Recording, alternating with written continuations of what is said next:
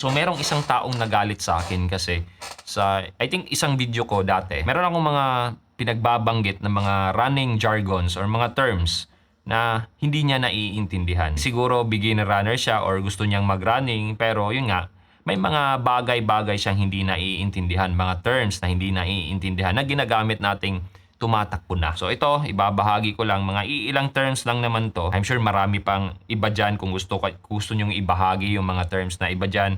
Pwede nyo i-comment. So yung una dyan is race pace. So from the term itself, race pace, yung pacing na gusto mong i-achieve during your run or yung mga fun run na sinasalihan mo or yung mga race na sinasalihan mo. Pangalawa, LSD or long slow distance. From the term itself, long run ito tapos slow yung pacing.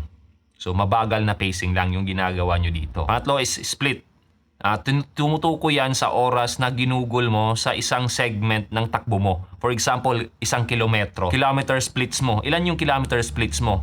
So ipapakita nila, kunwari 5 kilometers yung tinakbo nila. Every kilometer merong split, merong oras na nakadesignate dyan kung ilan yung, yun nga, yung nakuha mo or ginugol mong oras every kilometer mo. Yun yung ibig sabihin ng kilometer splits or 5K splits. Every 5 kilometer, ilan yung oras na nakuha mo. Or 10K splits. Sa isang 21K, pinapakita mo yung oras mo, ginugol mo sa 10K or 10 kilometers mo. So, yun yung splits. Na pag sinabi namang negative splits, ibig sabihin lang yan, kunwari, tumakbo ka ng 10K, yung first half mo, kung tumakbo ka ng 30 minutes, yung second half mo, tinakbo mo siya ng mas mabilis pa sa 30 minutes. Kaya sinabing negative splits kasi yung second half mo is mas mabilis sa first half mo. So yung first 5K mo, 30 minutes, ay yung second 5K mo, kunwari na-achieve mo ng around 28 minutes. So negative split yung nagawa mo. Now kung positive split naman yung ginawa mo, kabaliktaran naman. So yung, for example, sa 10K din, yung first half ng 10K mo, mas mabilis kaysa sa second half. So yun lang yung ibig sabihin nun. Now yung cadence naman, ang ibig sabihin lang yan is yung steps per minute. Yung steps na ginagawa mo per minute. So for example, yung tinatawag nilang 180 steps per minute. Cadence yun. Yung VO2 max naman, maximum hangin or yung oxygen yan na nagagamit ng katawan mo.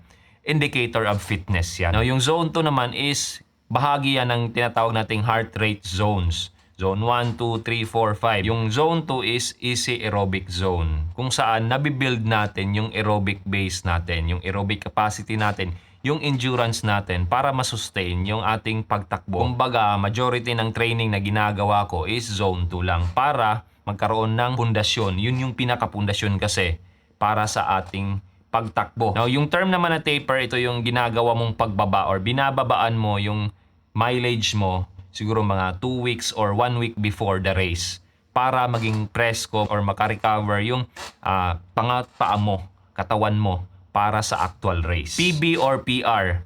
PR means personal record, tapos PB is personal best. Actually, pareho lang yung ibig sabihin yan. So, personal record meaning yun yung pinakamabilis na nagawa mo sa isang, kunwari, 5K race or 10K race, or 10K fun run, 21K half marathon, or 42K full marathon. So, for example, sa akin, 21K ko, naka-around 1 hour 56 minutes ako. Sa akin, yun yung PR ko, or PB, or personal record, or personal best. Tapos yung mga tinatawag naman na sub. So, for example, sub 30 na 5K. So, nakuha mo ng mas mababa pa sa 30 minutes yung 5 kilometers mo. Kung sabihin naman na sub 25 minutes 5K, meaning nakuha mo siya ng mas mababa pa sa 25 minutes. So, for example, 24 minutes and 59 seconds. O considered na yan na sub 25 na 5K. Now, for example, sub 1, ibig sabihin yan is sub 1 hour na 10K. Now, sub 2 na 21K or half marathon, so mas mababa sa 2 hours yung 21K mo or half marathon. Now, yung tinatawag naman na strides, yun yung binibilisan mo yung takbo mo pero hindi siya all out. Siguro around 80 to 90% lang tapos hindi rin siya mahaba. Around 20 to 30 seconds lang yung maximum. Sa akin, ginagawa ko around 10 to 15 seconds lang. Ginagawa mo yan usually after yung mga run mo. Easy run, usually gumagawa ako ng strides or in between sa aking easy run. Kunwari, every kilometer, the last 15 seconds ng 1